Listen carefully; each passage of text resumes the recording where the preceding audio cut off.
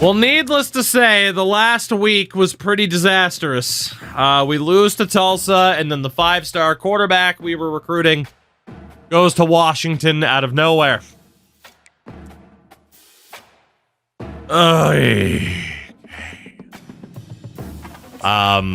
know some people were still wanting to be like, hey, more Road to Glory, but we need to see if we can recover here.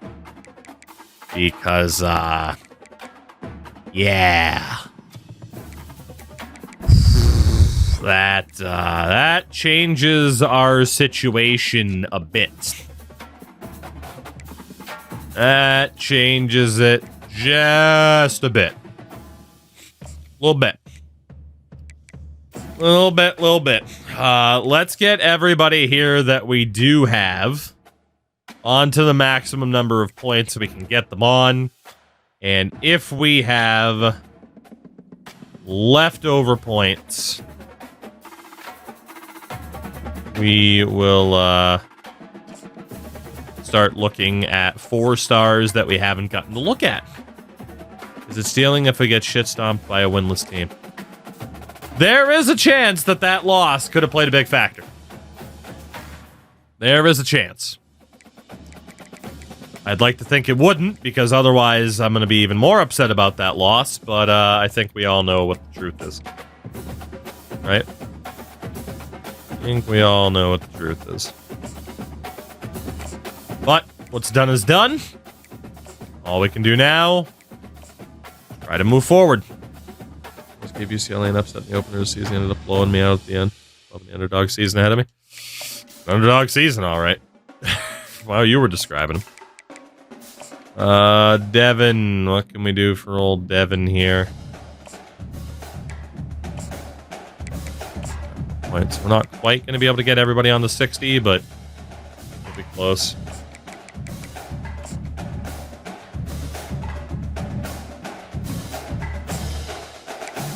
We'll be close. Oh, just extra 10 points on the Beasley. Oh, man. We're now number 19 in the country. We haven't looked at the conference standings yet for the MAC this year. We're now in the running. You know, the only benefit there is that that was our first conference loss. Duke was non-conference. But obviously now, we did beat Troy, but we still have to play Colorado State this year. It's...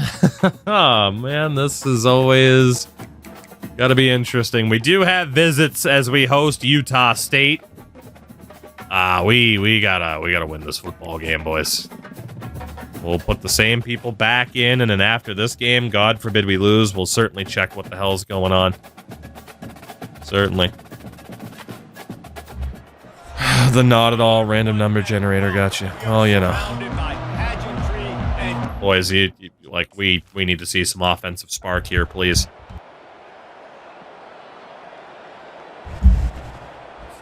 Seven to 3 at the end of the first. Obviously not amazing, but not horrific. 7 to 6.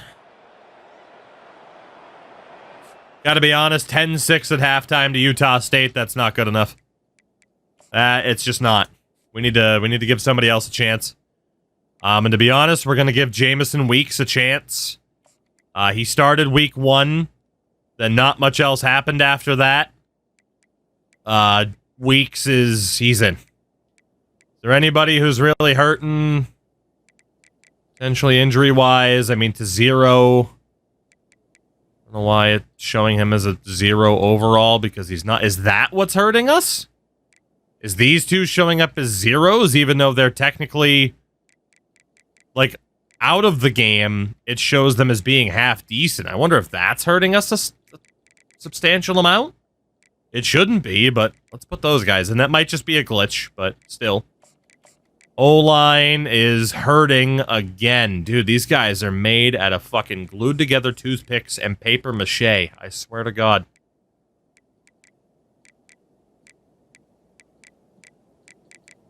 Yeah, we're going to have to sit to 0 here a decent amount, at least as much as we can. You have corners playing. They're athletes. like out of the game on that depth chart, it shows them as having decent overalls. But yeah, so 27-0 is was an athlete when we brought him in, hence why he was at wideout. Okay, we are winning this game, but again, only 10 points and a half to Utah State is not enough. There's got to be a proper combination for this team. There we go. We're finding some offense. 10 points in the third. Doubled them up immediately. Much better. Much better. Defense holds on. Offense doesn't convert there. It looks like Jamerson Weeks has done a bit better. We stop him on 4th down. This game should be over. Yeah. Better. Much better second half. Doubled up our output, I should say. 20 points in the second half compared to 10 in the first. No touching! No touching! No touching! Check all the boxes. That's a no-touching victory. Super Nintendo Chalmers with another 2-interception game. I think that's his second 2-interception game of the season, I swear to God. He also had a pick 6. Boys, you fucking choked. Dude, that guy's eyes were a nightmare. Holy shit. Boys, you absolutely choked against Tulsa, but a win's a win here. Jamerson Weeks, I mean, he didn't throw the ball much in the second half, but he played well. I mean, 6 of 7, 79 yards. Rushing-wise, 8 carries for 19 yards. That's all right. Receiving-wise, solid games for some of these guys. I mean, just the passing game really wasn't there. 2 sacks allowed, both by starters that I think got pulled at halftime. 9 tackles, 4-2-0. We got to the quarterback a couple of times. 2 interceptions for Chalmers. Meg, take it easy, by the way. We also missed a field goal at some point. You don't expect that guy to miss a kick, but you know what? A win's a win.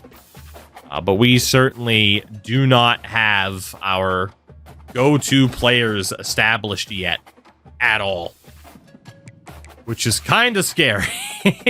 Heading into week 10, and we do not have like our guaranteed dead set guys. We do get 4-star running back out of Eden Prairie, Minnesota, Timmy Morse.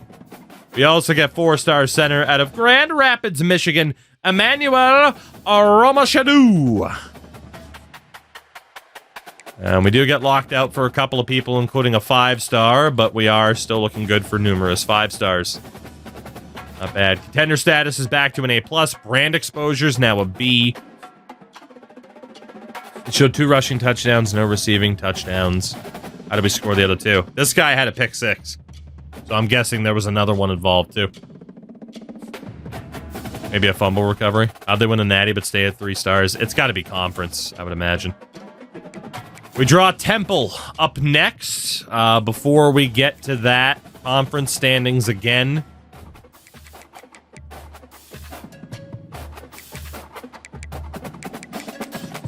It's us and Colorado State in the running right now for this game. Troy hasn't played their 6th game yet.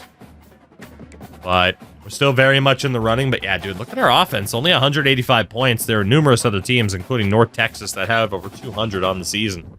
Our offense just isn't clicking at the moment. We don't have anybody in the running for the Heisman. It's 4 quarterbacks, and obviously we don't have a dominant quarterback, so that's not surprising. We do have some points to put on. Again, as I'm noticing here, if level 50 is the cap, I'm thinking we're spreading ourselves too thin here on these points. But at least we'll know what we want to go for. We got those off-season training boosts that we can spec into. And we also got the in-game improvements that we can look to max out. Strategist was good for visits, which just can't spec heavily into that enough. And then talent developer, we haven't done anything yet. Let's keep specking into motivator because I want more people at 3 out of 4 for the off-season boosts. So we'll get linebackers there. Really want those off-season boosts. In terms of the roster, do we have any major injuries? No, we are fully healthy right now. Of course, aside from the red shirts, the risky red shirts, but how much would those even be helping us? QB-wise,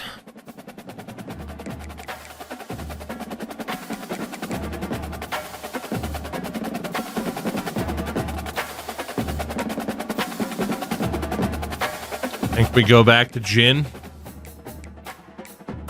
who has been sacked the most. Christ, maybe we turn it over to old Bill Brasky. But yeah, Weeks has he's been struggle busting. He has not made the impression we were hoping he'd be able to make. So at quarterback, we'll go Jin, Fix-A-Plenty, Brasky. We're probably just done with Jamerson Weeks. And then wideouts, again, it's showing 2-0 and Weeks as good options. At wideout, they both have plus 80 catching. But whenever we go into the game, they're showing up as 0 overall. So we are just going to take them out and go with the other two natural wideouts and see what happens there. It's just not worth the risk if it is generating them as like a 0 overall in the game. Could have just been a graphical glitch, but... Alright, so Barry Schrader's out. We did get Timmy Morse. Locke is out. Aroma Shadu is in. And Beasley's out. So obviously this will make it very, very easy for us points-wise to start looking at 4-star recruits and see who we might be able to salvage later on in the season. Does everyone have a visit scheduled? I guess I didn't need to do that. And the answer is yes. Okay. So we'll start at quarterbacks then, since we're going to be... Hey, there's a Fatu. Alpha Fatu. What do you know? Let's start looking at 4 stars, and we're going to start at QB. We'll start looking at these guys, seeing what we got. We got to start scouting them out. So Felix Hargrave is a gem. 99 speed quarterback. He is an athlete. His awareness isn't amazing, but I mean, for that reason alone, the 99 speed, even if we don't play him at QB, we got to go all in for that guy immediately. Absolutely immediately. Ben Adkins, Elkhart, Indiana. Obviously, a pocket presence. He does have good throw power. His starting deep accuracy isn't great. Starting play action and under pressure isn't great. He's not bad, but man, some of those key stats really do need to go up. I don't know. What about Jordan Thrasher? Great name. Awareness isn't great. Under pressures, Doesn't mention his deep accuracy. He's pretty similar. And unfortunately, these other guys locked us out. I guess because we were going after other dudes. So, whatever. Gonna be jealous Jimmy Spruce. And then Daniel Canonico. Listed as a gem. Similar situation as the first guy. But better throw power. Better medium accuracy. Both have good awareness. Something that Jordan Thrasher does not. Thrasher is an athlete, though. I think we're going to go for all 3 of them here. So Ben Adkins will get you on 25 for the rest of the week. Jordan Thrasher, you on 25. And Mr. Canonico, points on you two. You'll get the extra 15 because I think I like them the most. Cool. Cool. Temple, 2-3 in conference, 3-4 overall. We are 17. Oh my God, 17 overall, higher than them. That might be the largest differential that I've seen. That is fucking insane, honestly. All right. See what the boys can do. See, we will see. Welcome to Philadelphia, Pennsylvania, Lincoln Financial Field, and it is indeed home. Welcome to the link. You have to show these teams who's boss. Them. You know? So far, that's been how it's gone, hasn't it? Even in the wins that we've had, most of them haven't been overly convincing. As against the Canonico or Field General is not great for the RPO. In theory, their speed wasn't that bad, though. Like, they can run. Are they 90 speed QBs? Not necessarily. But, you know, maybe that is something to think about. If we don't make a ton of impact on them for this first week, maybe we'll be back out because of their playing style. Then again, we have a guy that fits our playing style, and he's now my 4th string quarterback after starting for us in week 1. So, you know. It's a world where Bowling Green would have a natty if not for us. I know, right? We are up 14-6 at halftime here. Again, not the most impressive. We're now tied. Make that 21-14. Okay, we do have the lead heading into the 4th. Again, still not the most convincing performance so far, as we failed to convert on 4th down on their 5-yard line. Jesus Christ. Thankfully, they were forced to punt. Why didn't we just take the field goal, man? It would have made it a 2-possession game. What the hell is our coach doing? There's the field goal. We don't even have our aggressiveness set to be that high. 50, I think. Okay, up by 10. 4 minutes left. More points on the board. Up by 13 with sub 2 minutes left. And that interception by Madagascar 2 will end this game. Better. Still not as one-sided as it could have been or should have been based on how much better on paper we are than them. But a win is a win. No touching! No touching! No touching! Coming to fruition. Just get 27-0 with a pick 6, the corner. what they're about, what they're going to do schematically. He's played linebacker. I'm pretty sure he played safety. Now we got him at corner. Good win over Temple. Team that we should beat. 99 times out of 100, and thank God this wasn't the one. 141 yards of offense. Our defense held them to sub 200 yards. Awesome. Quarterback had just 7 completions. Gin and tonic, great game. Kind of. 21 of 25 for 188 yards with a touchdown, but he did throw 2 interceptions. So his completion percentage was great, but when he missed, he really, really missed.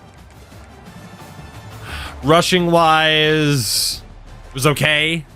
Wasn't amazing. It was okay. Receiving-wise, no drops. Nobody had an incredible game. I mean, these 3 were too bad. O-line, did they struggle? Allowed 1 sack. Only got to the quarterback once, but yeah, 2 different interceptions. It's a win. I'm still not overly convinced by the quarterback. But I don't know if we have much of a choice, do we? I don't really think we do. Not even breaking 200 yards passing, I know. We get the defensive end out of Manassas, Virginia. Ryan Sabry, 5 stars. Let's go, Ryan. We also get 5-star linebacker Raphael Rabe. Out of Hattiesburg, Mississippi, the greatest player in NFL history to ever come out of Hattiesburg, and this guy hasn't even gone to the NFL yet. Let's go. We missed out on Carney, who goes to Syracuse. Okay. Florida Atlantic up next. We're back to number 9 in the country. For shits and giggles, right? Because we do run a lot of RPOs. Scrambler, improviser, scrambler. And maybe a field general would fit right in. Maybe. Get me a fucking pocket passer at this rate. We'll still leave it as it is, I guess, in terms of who played. Let's see what we have here. So Ryan Sabry's in. Got the Rabe. And then the new additions at the bottom. To be honest, I'm just going to go for them, and it's kind of first come, first serve. Don't have the soft sell unlocked yet. Do have 300 points this week, though, so plenty of points to put on Ben Atkins. Go after Thrash. Not sure where Mosh is, but go after him. And then DeCanonico. Field General or not. Maybe that's what we need. Boys need a calming presence on the field. Someone they can actually trust. Haven't really looked at team needs yet this year. We were just targeting the best players we could. Quarterback, we are going to need a fullback. Obviously, that's not top priority. But, yeah, I mean, that's not top priority, so fuck it. And we've already... I actually haven't looked at all. That's a dude named Be Easy. So 4-star athletes who might not have had us on their board. We have Brett Boone, Tyler Bergstrom, Shaquem Kenoy as the last 3. Let's look at these guys first. Brett Boone, listed as an agile type. Is apparently a gem, and, yeah. That's a damn good offensive lineman right there. Christ, he might even get moved to D-line or defensive tackle. All right, Brett, let's get those points on you. I am interested. 81 speed for an offensive lineman, right? Brett Boone used steroids, so that makes sense. There you go. Tyler Bergstrom is apparently a bust of a receiving back. 90 speed, acceleration. I mean, you know, I still like him, though. Like, even if he's not a receiving back, maybe he'll be a good corner. Like, he's fast as hell. And what about Shaquem Kenoy? As an elusive back. Yeah, that guy's sick. Quick and easy. Quick and easy. Here we go. We'll add these athletes to our board. Al Davis would be so horny, right? Look, this game turns into an Al Davis simulator because you just look for the fastest dudes, all right? That's how it goes. We have Florida Atlantic next. The rest of our schedule is as follows. Florida Atlantic, the big game against Colorado State. We have Wyoming, non-conference, because they're independent status, and then Fresno State to wrap it up. I mean, in theory, Colorado State, conference-wise, is our biggest threat. So... Ow, my dude, he has one arm. Don't care, draft him. Yeah, did you see his 40 time? Oh, God. All right, the Owls of Florida Atlantic. Another conference game. Let's do this. Let's do this. These boys have been very, very inconsistent so far this season. But who knows? We've had one, like, super convincing win. Maybe this will be the second of the year. Maybe. 3-0. Not super convincing. Super convincing for the defense, not quite the offense. 7-3 FAU, 10-7, 13-7 TOUGLANE. 13-10, 20-10 at halftime. Can't really complain about a 2-possession lead at halftime, can I? 23-10. Heading into the 4th. They're looking good. They are looking good. Florida Atlantic fails to convert on 4th down. We're marked at the 4. Our own 4. End up having to punt. Killed some time, though. I mean, this game should be over. Sub 2 minutes in FAU.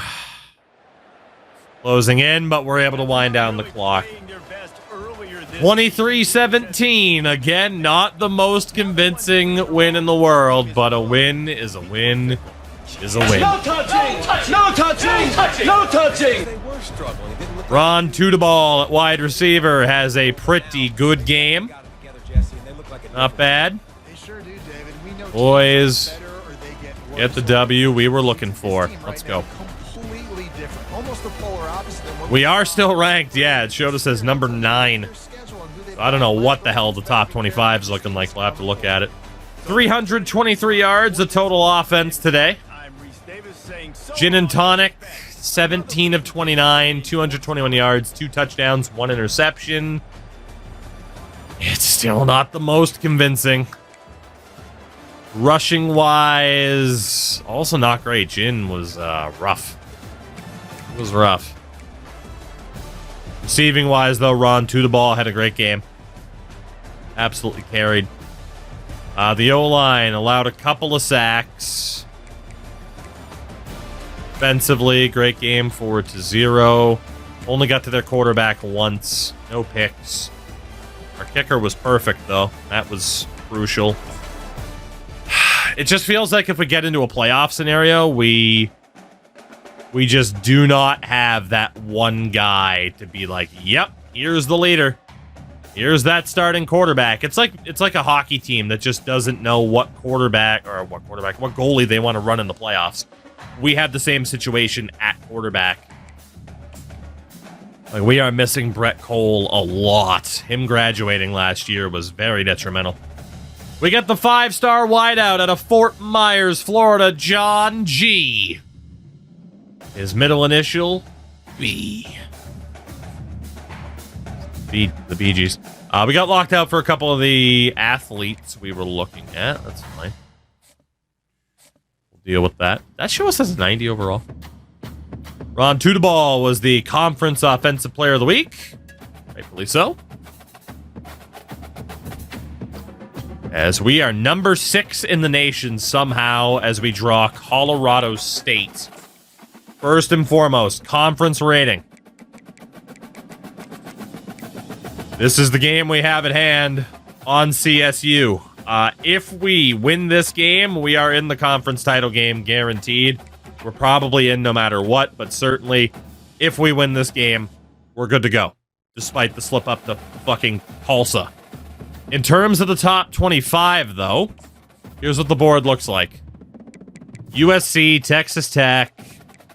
I mean, 7-2 makes a bit of sense. Like, I'm surprised Cal or Maryland aren't above us. Like, it's not unreasonable. I mean, Oregon, top-tier team, 6-4, they're still up there. It's not unreasonable that we're as highly ranked as we are. And Ohio State at 5-4 is still ranked because of their strength of schedule. Same for North Carolina. So, it's not the most absurd thing for a 7-2 team to be up there like we are. We got some numbers to look at again. We have never had to worry this much. Gin and tonic.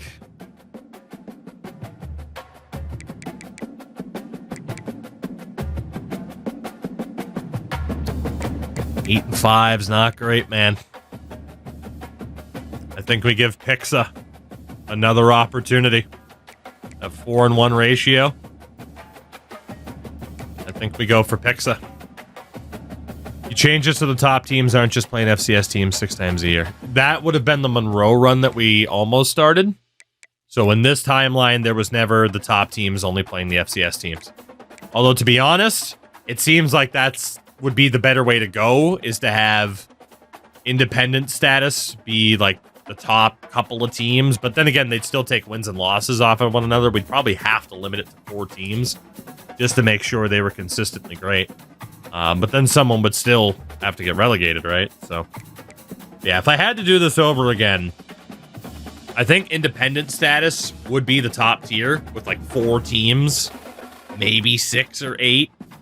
And then still have like Conference USA at the bottom with like 14 teams. The MAC could have like 14 teams as the bottom 2 tiers.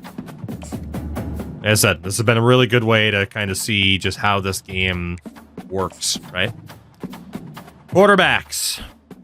Pixaplenty gets the start. Bill Brasky behind him.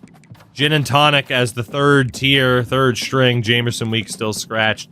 There's a chance we're going to give Bill Brasky an opportunity at some point before this season's over.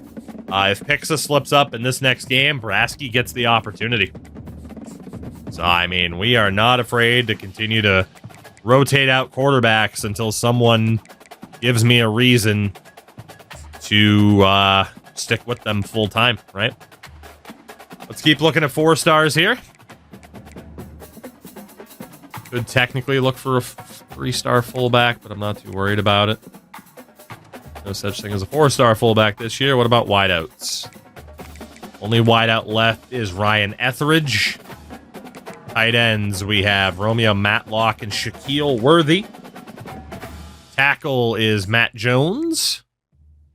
At guard, nobody.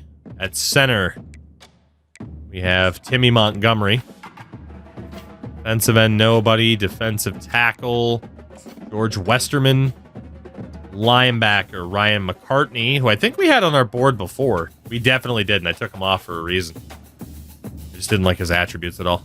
But honestly, he's a 4-star, so fuck it. Like, he'll be good for the draft class ranking. Corners, nobody. Would you mind re-explaining why you put the top conference earners as independent? Give me 1 second. Let me make sure there's no one else here for 4 stars.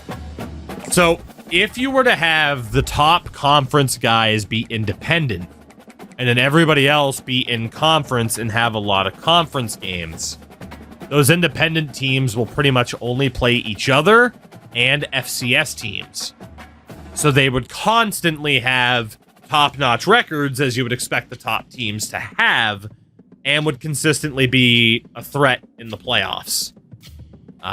Instead of, you know, instead of like now, where it's like, it makes sense that Ohio State 90 overall is 5-4 because they're playing nothing but the other top 10 best teams in the nation all the time.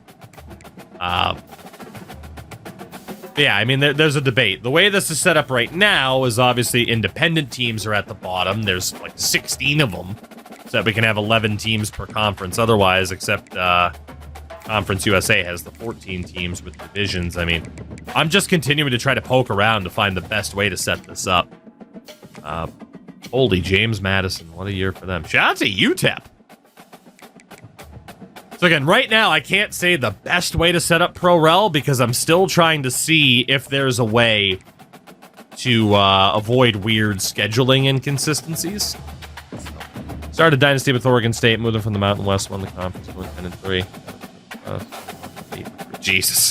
8 recruits. I bet they were all decent, though, right? Ryan Etheridge is a bust, and yeah, outside of the speed and the jumping... Well, you know, actually, he's got decent hands. I like you, Ryan. I like you. I probably shouldn't, but I like you. Washington and Oregon stole them all. Romeo Matlock, the tight end, only got 1 4-star. That's still not too bad for Oregon State, though. At least starting. So, Kurt, like I said, in terms of recommendation for, like, here's what I'd suggest, I honestly don't know yet because this whole format has continued to change as we've gone on based on trying to navigate around how the game works. This guy's got great hands at tight end, man. Great hands. He's not the best route runner in the world. Like, he actually sucks at route running, but he does have really good hands and really good speed for a big tight end, so we're going to look at him. The other tight end was Shaq Worthy. Blocking type, and, you know, whatever. I mean, I don't know what to think of blocking types in this game, but he's a 4-star, so we'll go for him. Matt Jones. He's a bust. Good strength, good finesse for the block types. Honestly, I still don't mind him, even though he's a bust. Thinking Pro Raw would be 2 instead of... We did do 2. I don't know if you were around, Kurt, when we were on NCAA 14. In that game, it was 2 a year. Whoever made it to the conference championship game got promoted. And then obviously the winner just gets, you know, the kind of internal boost to their program for being conference champions. 2 works out pretty well. I made Army, Air Force, Notre Dame independent, and I made conferences 13 each. Conferences like yours, they were overall realigned for 5 years. So the only issue I was having with 13 teams was we would end up with games being played after conference championship week, which is not supposed to happen unless they're bowl games, and they weren't bowl games. George Westerman. To be honest, I don't think you're bad either. Apparently you're a bust, but really not that bad. And McCartney we already looked at. Yeah, he had some questionable Questionable attributes, but we'll go for him. Already there on max points. Like I said, it's honestly not the worst thing in the world to sit here and kind of treat this first run with TOUGLANE as like, okay, again, how does this game work?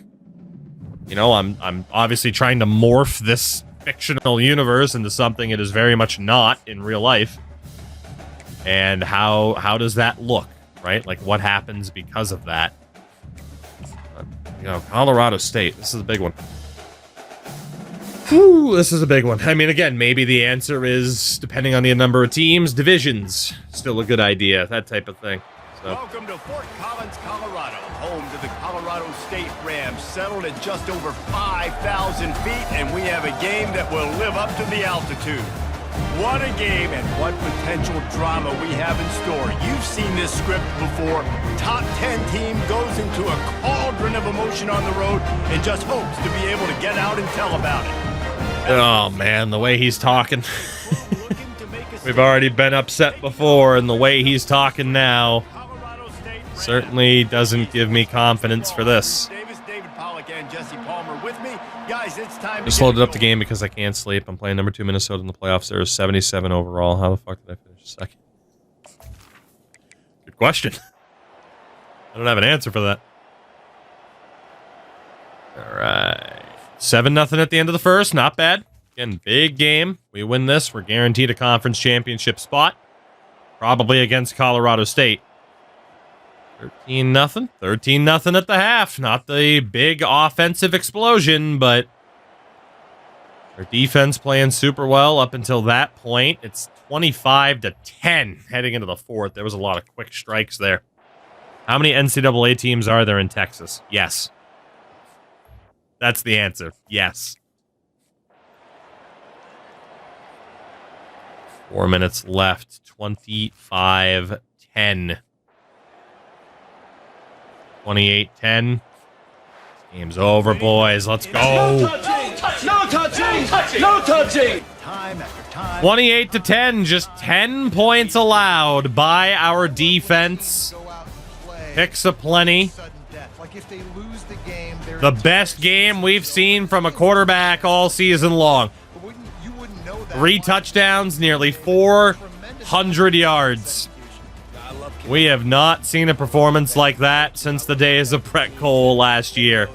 We needed that. I will check the injury list, by the way. What a game. Pixa, 17-22, 389 yards, 3 touchdowns, no interceptions. Way to go, Mr. Pixa. Way to go. Rushing-wise, not the strongest game. It was a factor. Not bad. Not amazing. Receiving-wise, it was all about Bingus Piss Missile. Good Lord. 43.5 yards of reception with 2 touchdowns. Bingus had a day. O-line, couple sacks allowed, which isn't great. Defensively, 13 tackles for redshirt me daddy at corner. Got to the quarterback a couple of times. Another interception for 27-0. And our kicker did miss a field goal. Not showing up with an injury tag, though, so that's good. But he did miss a kick at some point. But doesn't matter. Got the win. That's all that matters. We're all about the W's. A Republican voter. Early 2000s. All about the W. Oh, goodness. Unless they were going for 2 each time. That's what it looked like.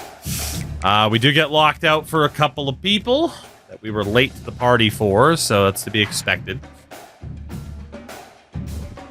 As we draw our old pals Wyoming, as we are apparently number 5 in the country. We have had some times against the Cowboys of Wyoming, have we not? Now that we got those extra points that we had used from scouting. These dudes that we're looking at.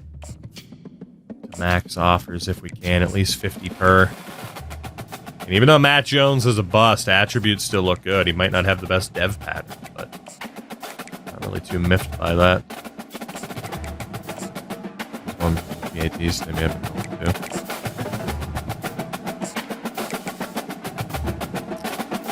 All right, there we go. 50 points per. Who has us in first? I mean, we got to put up a fight for these middle three, or we're not going to stand a chance. Actually, yeah, rather go for the guys that we're already in the running for. So, McCartney, you really want to be here. I respect it. Montgomery will put 10 onto and 10 onto Matt Jones. There we go. Quick and easy. Quick and easy. The Wyoming Cowboys. We are the number 5 team in the nation. Laramie could be the site where our dreams of playoff success go to die. But thankfully, nothing can be affected conference championship-wise. So, we'll take it. We'll take it. Our boys. Our Cowboys. And it is home to the Wyoming Cowboys. Sweet, beautiful Laramie. As we wind our way toward the end of another college football season, one of the grand traditions is paying tribute and respect to those who have just poured their souls. It's Senior Day. The success of this program and honor the seniors on Senior Day. As we'll see a squad from the back, a squad Love that cowboy. put on a show, taking on Love that cowboy. Gentlemen, this should be... I mean, granted, they're not a terrible team. But this needs to be and should be another impressive performance here. So far, so good. Ooh, turnover leads to points. 20-7 at halftime. 26, 29, 36-14. I think that was our highest scoring output of the season. 39-21 over the Wyoming Cowboys. That's a no-touching victory.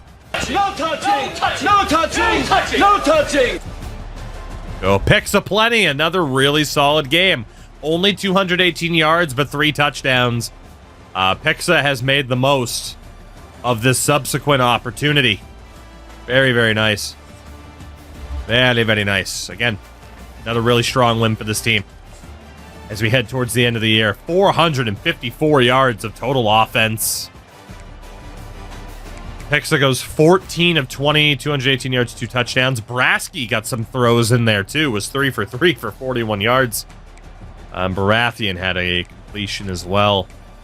Shout out to Bill Brasky with his first couple of throws. Baratheon, only 12 attempts, but yeah, we really tried to go to the rushing game and worked out pretty well. Receiving-wise, big game for Ron Tudeball, the junior. Piss Missile, the other junior. Touchdown as well. O-line, make it to go. 2 sacks allowed. Not great. Not great.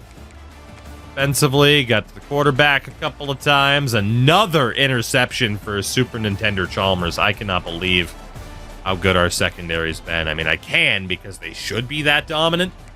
But it is just very nice to have really high-rated players actually deliver like they are that good. That sets us up incredibly well. I believe heading into our final game of the season, right? Or is it a bye week and then we play Fresno State? It's one of the two. Remember which. No, okay, it is Fresno State, week 14.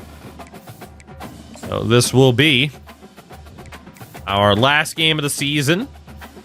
It is against a conference opponent. In terms of those conference standings, I believe our spot in the conference title game is already set, I should say. Yeah, it is at 8-1. Well, we beat both Colorado State and Troy. We should be fine. We should be fine, right? I can't imagine us not having tiebreaker over them. We should be good. So then, recruitment. All we got to do. Gonna keep our depth chart the same. Didn't miss out on anybody this week. We're out of hours to use. We're good. Let's get to it. Final game of the season, Fresno State.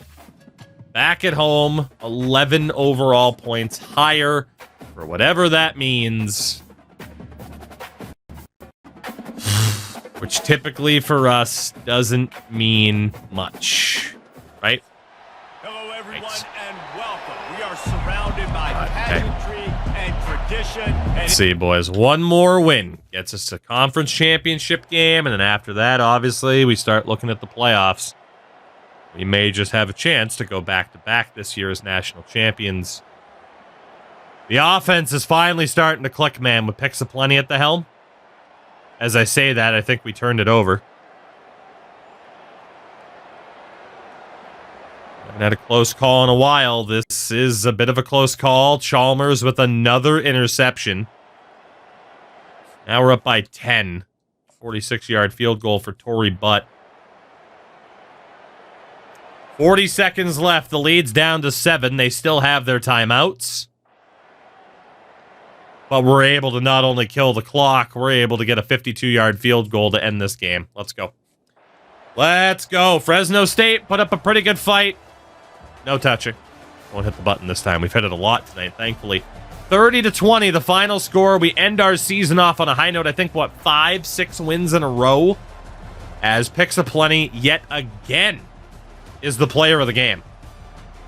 So, I mean, he has just continued to deliver since we made him the starter yet again. That was a really, really strong end to our regular season. No complaints about that at all. 400 yards of offense today. Pixa, 25 of 35, nearly 300 yards, 2 touchdowns, no picks. Beautiful. Absolutely beautiful. Rushing-wise, solid. A lot of people got carries, but pretty good. Except for handoff more. He didn't do too well. And receiving-wise, big game for Bingus Piss Missile again. 2 touchdowns on the day. No drops from any of our wideouts either. Brian Vega allows 2 sacks. Our O-line does still seem to be very inconsistent, but also knowing that we run an option-heavy playbook and stuff like that. Who knows? What a game for the freshman. Rhaegar Targaryen, 3 sacks against Fresno State. And again, Chalmers with another interception. This defense, man, and again, we are missing 2 of our best players. I went with the risky red shirts this year so that we get them at an even higher level moving forward. Our defense is only going to get better next season. Depending on graduations, I mean, it might take a hit in some ways, but there we go. Our regular season is in the books. We get the linebacker, Ryan McCartney, out of Daleville, Virginia. He wanted to be here so badly. We're in first for everybody else on our board. Once Instagram wasn't completely useless. Do tell. Holy shit, though. What a game for Rhaegar, huh? 3 sacks, 2 for loss, 6 tackles total. Was Conference Defensive Player of the Week. And there it is. Confirmation. It'll be our 3rd straight season in a conference title game. Of course, year 1, we lost in Conference USA to Mid-10. We won it last year, and now we draw the Colorado State Rams for the MAC Conference title. Let's double check not the team schedule, but the nationwide schedule to see if we fix that damn issue of games being scheduled later than they're supposed. Hey, we fixed it. Okay, let's go. We fucking fixed it. Okay, so I have my numbers then. My promotion relegation confirmed number is 11 teams per conference, 10 conference games against, except Conference USA, which is tier 10, has 14 teams, and an indie status has 16 teams. That works. Now, you could argue whether or not indie should be top tier for the very best teams, and obviously you could resort. But 11 teams per conference seems to work pretty well. Thank God, because I did not want to have to move all of that around again. Very, very nice. I just found a new band. They sound like you would hear them on the radio in Mafia 3. Top Hat, you're going to have to tag me then on Discord or something like that. Twitter, either or. Let's take a look around then. 10-2 season. We do have points to put on this week. 65 points. Max out the points on Montgomery. Max out the points on Matt Jones. Max out the points on Ryan Etheridge. It's not going to leave us with much left. Yeah, 40 points. Way too late to schedule any visits. I mean, I think. Yeah. All right, cool. We're good then. We're good. I mean, technically, we could look at scouting out some other people, but we'll hold off then. Top 25, you got USC at 11-1. Oregon at 7-5 are listed as number 3 because of that strength of schedule.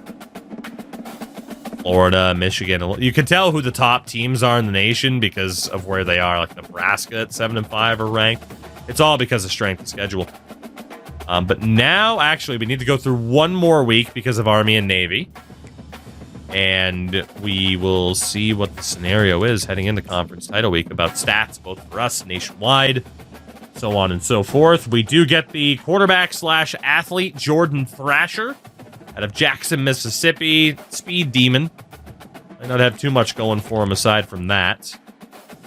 But that is good news for us. Again, conference championship week. Now, ooh, got a choice to make about staff management. Dude, both these guys, look at the levels. 36 and 35. We're staying. Although you could argue maybe Scott Molson's scheme, I mean, we have the spread as opposed to the spread option. Maybe his scheme isn't a perfect fit for us. Maybe that's why the offense has been down as opposed to QBs. Tough call. That would be a really risky fire for this guy. A really risky fire.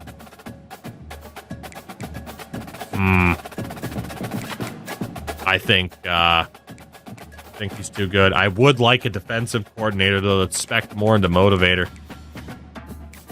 Oh, they're risky sackings, but I think we gotta do it. I think we have to. As risky as it is, they're still not perfect. And I think the perfect fit does exist out there. Now that the season's over, we'll be able to check who is getting relegated, since we fixed the schedule fuckery. We'll be able to see who's relegated. We'll also be able to see the end of season stats. So in the ACC, actually, we'll just go to the bottom. Independent status. The best team, the 11-1 El Paso Miners. Holy hell. And you had a couple teams down at the bottom. Maybe they fixed the sorting bug, by the way. But El Paso is getting promoted. Good for them. That is a tough fucking division to get out of, clearly. Holy hell. Being the one out of the 16 teams that gets promoted, that's brutal. I don't know if we would have been able to get out of there when we did. Conference USA. C's top hat, thank you for that. Who's getting relegated from Conference USA? It's Sam Houston. So poor Sam Houston going all the way down into that 16-team knife fight at the bottom.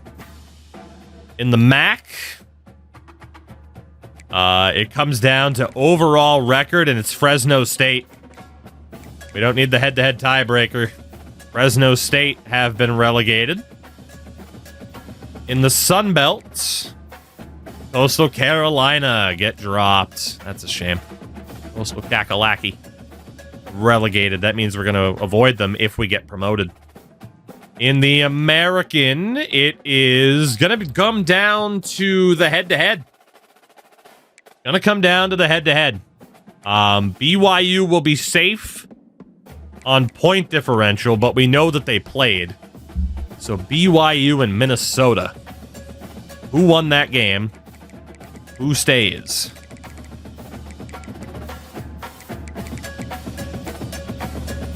Minnesota is safe. Down goes BYU from Tier 7. Might have a chance to play them next year if we do win this conference title game. Tier number 6, the Mountain West. Relegated is San Antonio because they lost an extra game. Poor San Antonio. It's back-to-back relegations. San Antonio going down. In the Pac-12, very clearly Colorado. Oof. Coach Prime not doing much for them right now. Tier number 4 is the ACC, where Memphis have been relegated. A lot more clear-cut relegations now, too. Kentucky relegated from the Big 12. The Big 10 sees South Carolina. Dude, Bama was almost relegated for the 2nd season in a row. Dude, the Crimson Tide, even though they're still an 89 overall, they are in free fall, but it is South Carolina that get dropped. And then the top tier, Clemson. Clemson, should we promote 2 from Independence and relegate 2 from the conference above? We could. I'm not against that. I'm not against that due to the conference size. That's not the worst idea. Yeah, that's not the worst idea. So, Conference USA, it would be... Ooh, we could do 1 from each division. That would be harsh, though. But we could do 1 from each division. That'd be kind of fun. It'd be harsh for somebody. And that somebody... Oh, my God. Maybe we should just do overall conference record, because that's a hell of a 3-way tiebreaker to sort out. It would be Toledo. So we'll relegate Sam Houston and Toledo. And joining El Paso from independent status is Central Michigan. So there we go. Yeah, we'll do 2 and 2 for the bottom tier, just because of the sheer amount of teams. So conference championship week coming up. We still have the stats to look at and all of that, but things are looking okay. They are looking okay. Actually, we can look at the stats right now. We can look at those right now. What do we got? Not only for our team, but around the country. Picks aplenty. Proved to be the guy by the end of the year. Jamerson Weeks was absolutely not him. But picks aplenty. Junior lefty has proven to be the guy, so good for Pixa. Honestly, Brasky might have to be the backup moving forward, too.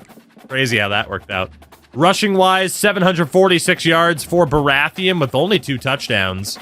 Schilling had 2, Pixa had 3. I mean, obviously, with the type of playbook we run, we have a Wildcat set. A lot of people will get carries.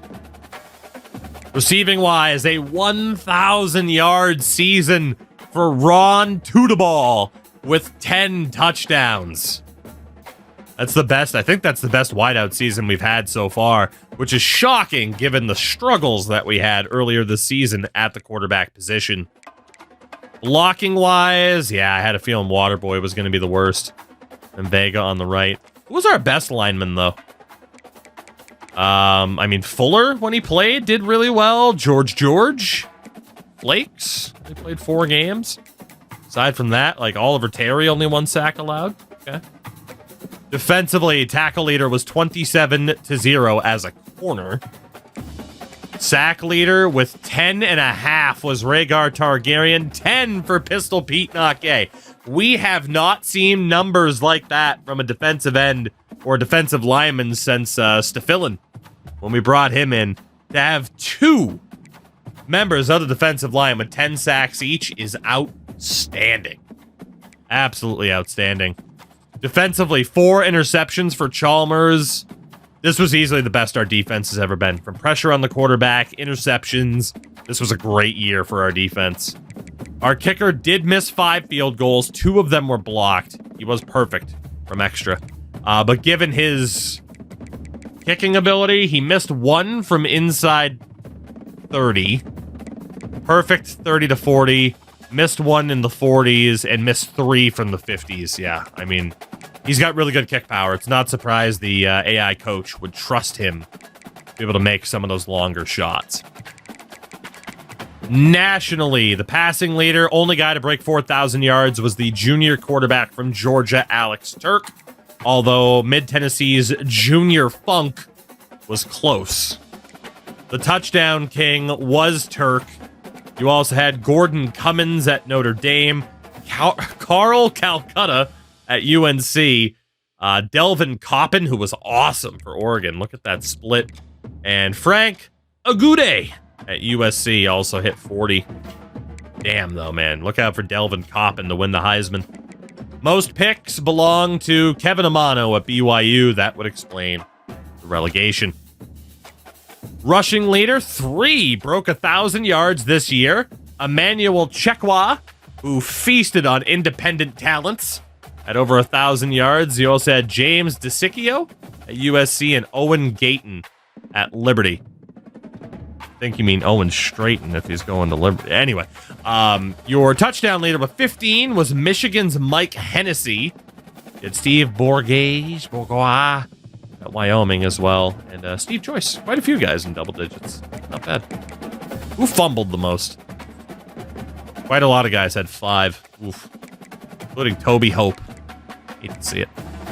The reception king with 91 was Duke's Dion Lobato.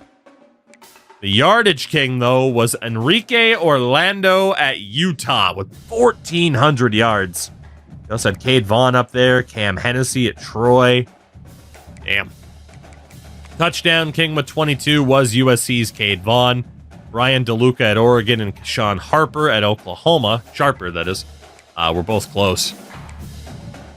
The blocking leaders. A lot of guys with only 1 sack allowed. Most sacks, Cam Fleming at Liberty and Ray Guillermo at Vandy. Defensively, I still don't know. Yeah, they still haven't fixed defensive linemen. Most tackles, though, Isaac Julian with 100 tackles at Georgia Tech.